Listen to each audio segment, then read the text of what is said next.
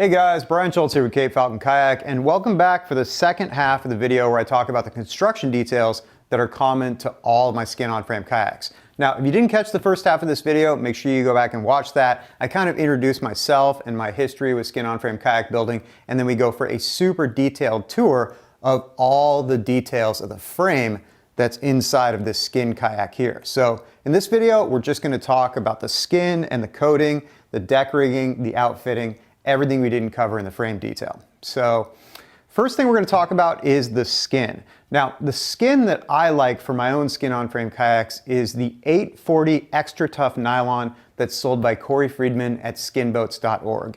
Now, the reason I like nylon in general is because it's abrasion resistant and it's also slightly elastic. And those are both really favorable qualities to having something that's going to be rubbing against things or something that might crash into things, which is why you see nylon used in Cordura fabrics to wrap around luggage or other outdoor products that really need to be abrasion resistant.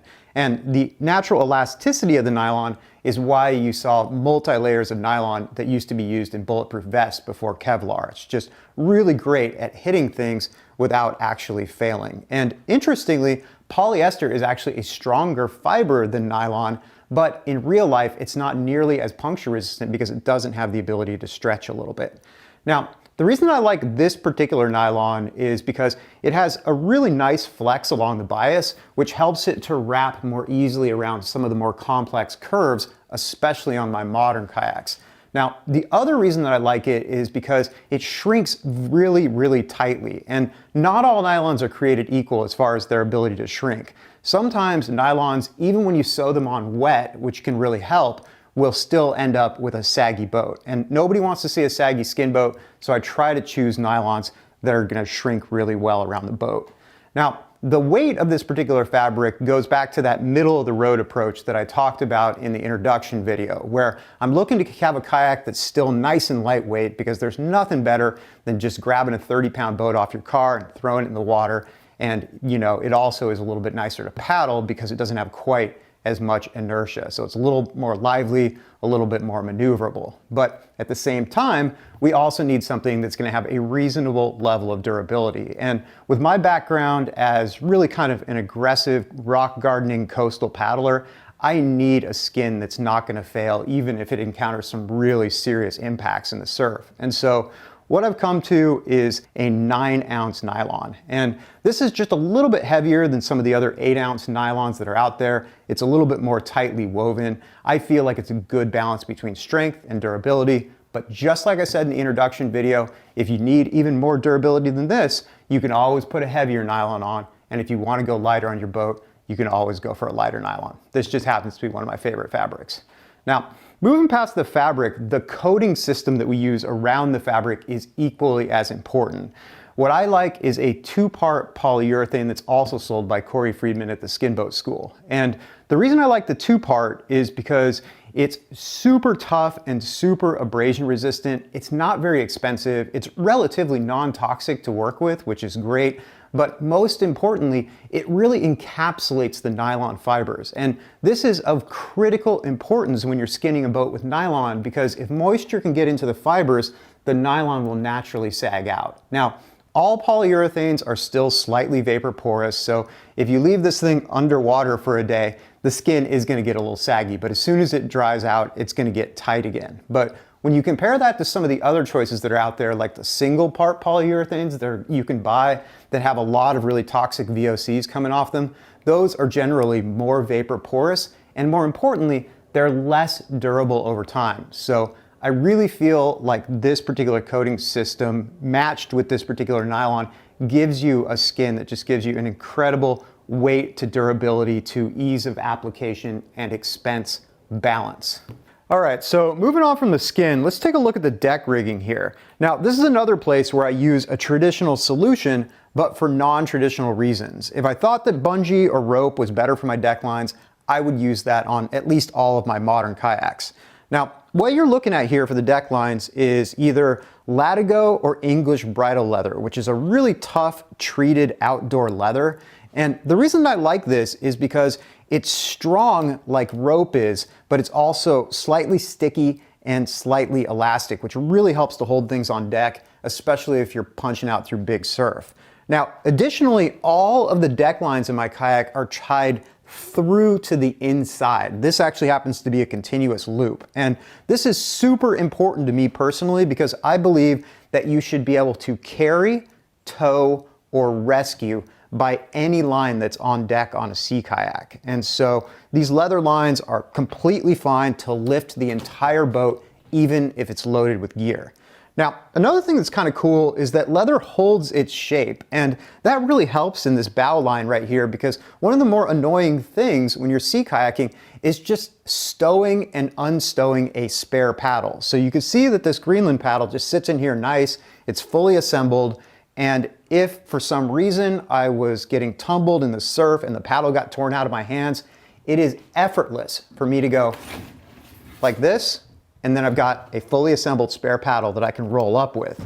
Now, additionally, just being able to put this thing back is great because anytime I've had a kayak with a bungee cord up here or a rope, you go to put your paddle back and it just does this and you can't get it in and it's super frustrating. So this leather sitting like this, all I have to do is that, now my paddle's back on deck.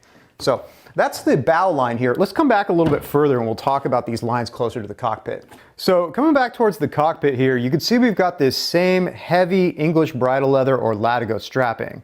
And I've also got a little bit of Inuit influence going on here as well with these tightening toggles. Now, the cool thing about a toggle and strap system as opposed to a bungee system is that you can put something on deck and slide the toggle and lock it down and it is firmly held in place. And the traditional Inuit hunting kayaks had all sorts of elaborate toggle systems and strap systems depending on the needs of the individual hunter, and you can do the same thing on any modern skin-on-frame kayak as well.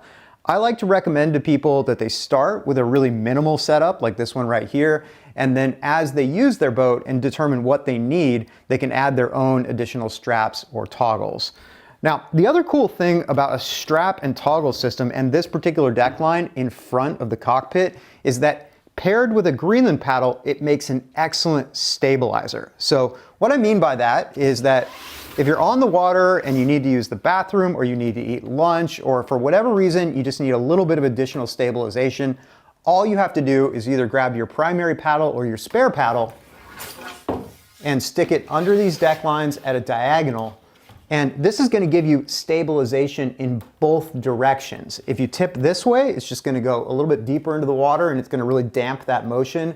And because it's projecting down into the water, if you tip the other way a little bit, it's going to stabilize you in that direction. And so not only is it a great way to stabilize you, it's also just someplace to put your paddle when you have to stop and use both your hands for a minute. But moving on to the cockpit area here, the way that I approach outfitting really depends on whether I'm working on a modern or a traditional skin-on-frame kayak. Now, if we're talking about one of my traditional Greenland kayaks, the way that I approach paddler comfort is first by just choosing designs that are more likely to be comfortable, and then also just slightly modifying the entire internal framework to increase the comfort without modifying the external dimensions to keep things as historically accurate as possible. And that's actually somewhat tricky to do. So if you're interested in learning more about how I outfit the inside of a Greenland kayak, make sure you check out my separate video on fitting a Greenland kayak. Now, if we're talking about any of my modern sea kayaks, which would be my F1, my LPB, and possibly my upcoming river kayak if I ever get that finished, really all I'm doing here is just trying to adapt all of the same standard sea kayaking outfitting principles to a skin-on-frame boat. And I certainly have my opinions and my preferences for different products and how everything fits together in here. But what I will say is that just as a general philosophy, I am really obsessed with a boat that you can sit in all day long because my personal background as a coastal paddler meant that oftentimes I was offshore for 8 to 12 hours at a time. And so in designing the outfitting for these boats, I needed a boat that I could sit in all day long and be comfortable and not feel too restricted, but still have good enough boat control that I could stay firmly attached when I was coming in and out of the surf zone. So that's kind of the history of how this cockpit evolved here. Why don't we go ahead and just set this down and I'll take you inside and show you some of the different features. So starting with the backband here, I've got this really simple, minimal Snapdragon backband. And the reason that I like this is because it doesn't have all those buckles and adjustments that usually don't make a backband more comfortable. They just make it more complicated and more likely to break once it gets exposed to sand and salt water. This is just a really simple, really well-made backband, sits nice and low on your back, and it gives you really good support. Now, additionally, I like to tie this through the frame so it doesn't slide under your butt when you're getting in and out of the kayak, because that's annoying in a flat water context, but it can actually be dangerous in a rescue or a surf situation. So this just sits right here, but it can't go any lower, but it has enough play that I can slide it up to be able to load my gear in and out of there. So moving down into the bottom of the kayak here, what I do for seating is I cut 2 pieces off of a Thermarest ridge rest mat, and then I take the remaining portion and I roll it on top of the ribs all the way down to the feet, making sure that I cut a small hole in it so I can still get a bilge pump to the bottom of the kayak. And even though this might seem like kind of a primitive solution or maybe like kind of an afterthought, believe it or not, after many years of trying more expensive and more complicated kayak seats, including really expensive custom carved foam seats, I keep coming back to this solution because it's inexpensive, it's easy to install, it catches any grit that gets into the boat while you're getting in and out because of the ridges. It actually helps to keep your legs and your butt a little bit warmer, but more important than anything, this is actually the most comfortable seating solution I've tried. And sometimes people don't believe me on that, and they'll build one of these boats, and without even trying this, they'll put in their own seat. And I get a lot of feedback from people who have done that and then taken it out and put this in, and almost everyone says this ends up being more comfortable. Now, the other cool thing about this is it lets the paddler's center of gravity sink as low as possible, which lets me design boats that are a little bit narrower on the waterline and therefore a little bit faster than other sea kayaks without paying a stability penalty. So lots of reasons that I choose to do this, but if you wanted to go a different way, you can always put whatever seat you want in here. Now, moving down into the foot area here, what we've got for foot braces is these Wilderness System slide lock foot braces. And the reason I like these is because they're reasonably lightweight, they're reasonably comfortable, and they're at least moderately well constructed. But what really makes these stand out is how easy they are to adjust from the cockpit. All you gotta do is lift this up and pull it back, and then you can also slide it forward and push it down and set the foot brace to any position you want. And the reason this is so important is because if you're gonna be on the water for a long period of time, if you can't easily adjust your foot position, you can get uncomfortable pretty quickly. And so there's a lot of things I'd like to see changed about this particular foot brace, but of all the available options that are out there, I still think it's the best choice. And my only real complaint is that sometimes in really rough water, or if you're doing a lot of rolling, the foot brace can pop and slide on you. But all you have to do if you think you're going to be in those conditions is just make a little foam block and stick it right in here, and then this is going to be held nice and firmly. Now, one additional optional piece of cockpit outfitting here is these really minimal foam thigh braces. And whether you need these or not just depends on the type of boating you're going to be doing. If you're going to be spending a bunch of time rolling or in the surf zone, these will probably help by giving you a little bit extra knee purchase to control your boat. And the way you would install these is sitting in the boat, getting yourself as comfortable as possible, and then placing these where they're going to give you the best support, and then we glue them in place with contact cement. Now, these are a lot less aggressive than some of the commercial thigh hooks that you see in fiberglass and plastic boats, but that is a very deliberate design choice here, because what I've found over the years is that as important as it is to be firmly locked into your boat if you're rolling or you're spending time in the surf zone, when you're just out touring, it is equally as important to be able to raise your legs so you can get a stretch and get a little bit more comfortable. And if you have thigh hooks that are protruding so deep into your keyhole cockpit, you're not going to be able to get your legs up, and you can start to get some really bad cramps and have problems while you're paddling. So this is just the way that I like to set things up, but keep in mind that you can install any type of outfitting in here that you could install in any other commercial kayak. If you want to make big aggressive thigh hooks, or you want to put hip pads or anything else in here, you could set it up that way. This is just the way that I like to do it. All right, so that pretty much covers all the standard outfitting here, and I'm gonna come back and talk a lot more about some of the other options that you can put on deck. But for right now, why don't we just turn the boat over for a minute and I'll talk about some of the body armor that we install for wear protection. All right, so I'm not going to get really granular into the durability characteristics of the skin and the coating here because I already made a totally separate skin on frame durability video where I go into a lot of detail about that stuff, and I give a lot of personal examples of places I've seen skin boats survive and times that I've seen them fail. So if you're interested in a lot more detail, make sure you check out that video. The cliff notes from it is that a skin boat like this is going to be a lot more resistant to impacts, and even surprisingly impacts from reasonably sharp objects, than a similar composite layup kayak. And the reason for that, like I said before, is because the nylon is elastic, so it tends to dissipate impact forces that would crack and breach a composite kayak.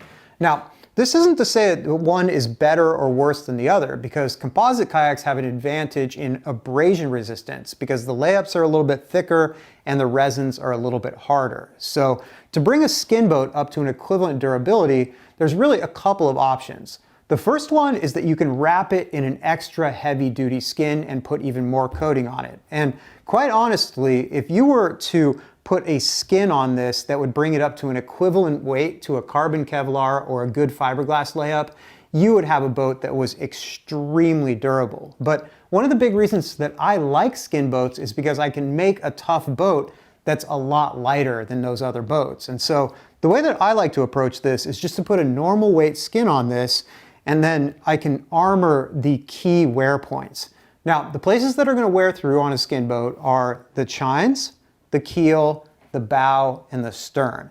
Now, for the chines and the keel, the ideal situation here would be to laminate on an extra strip of fabric. But in all the years I've been doing this, I've never figured out how to make that possible. So the next best bet is just to really improve the coating thickness in those areas. So when I'm coating these kayaks, I make sure that I'm not pressing really hard with the roller. I never scrape. Sometimes I add extra coats, and sometimes I'll even brush a little bit of additional polyurethane on the keel.